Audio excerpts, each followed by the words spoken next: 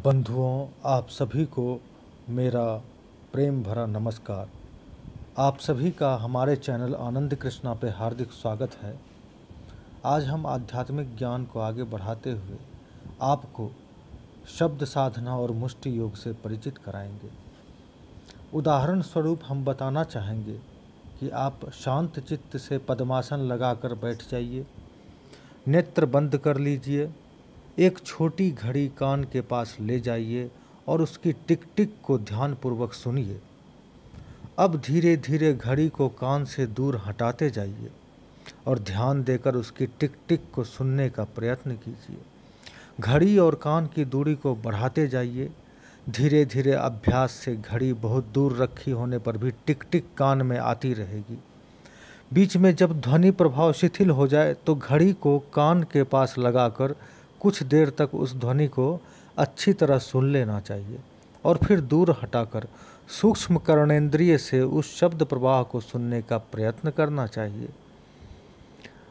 दूसरा उदाहरण देखिए मित्रों, तो आप ऐसा कर सकते हैं कि घड़ियाल में यानी स्कूलों में जो घंटी बजती है उसमें एक चोट मारकर उसकी आवाज़ को बहुत देर तक सुनते रहें और फिर बहुत देर तक उसे सूक्ष्म कर्णेंद्रिय से सुनने का प्रयत्न करना चाहिए।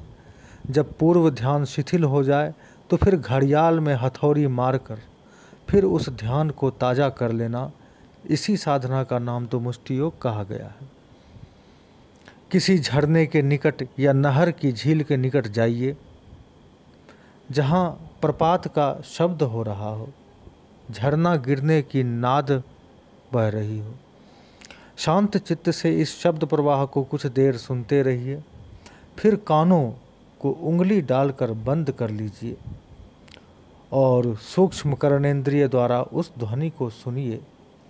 बीच में जब शब्द शिथिल हो जाए तो उंगली ढीली करके उसे सुनिए और कान बंद करके फिर उसी प्रकार ध्यान द्वारा ध्वनि ग्रहण कीजिए। इन शब्द साधनाओं में लगे रहने से मन एकाग्र होता है, साथ ही सूक्ष्म कर्णेंद्रिय जागृत होती है, जिनके कारण दूर बैठकर बात कर रही गुप्त वार्ताओं का अभ्यास हो जाता है। देश विदेश में हो रहे नृत्य, गीत, वाद्य आदि की ध्वनि कानों में आकर चित्त को उल्लास और आनंद से भर देती है। कहाँ क्या हो रहा है, किसके मन में क्या विचार उठ रहा है, किसकी वैखरी, मध्यमा, पश्चंती और परावाणियाँ क्या क्या कर रही हैं, भविष्य में क्या होने वाला आदि बातों को कोई शक्ति सूक्ष्म कर्णेंद्रिय में आकर इस प्रकार कह जाती है, मानो कोई अदृश्य प्राणी कान पर मुंह रखकर सारी बात कह रहा है। मित्रों, साधना परिपक्व होता है मन की भावना सही रखने से और सुचारू रूप से कर्म में प्रवृत्त होने से और दिनचर्या के ठीक रहने से। तो बंधुओं, आज के एपिसोड में बस इतना ही। फिर मिलेंगे अगले वीडियो में किसी अन्य विषय के साथ। तब तक के लिए इजाज़त दीजिए। नमस्कार।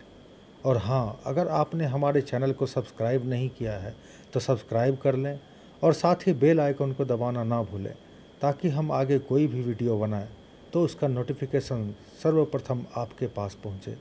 नमस्कार।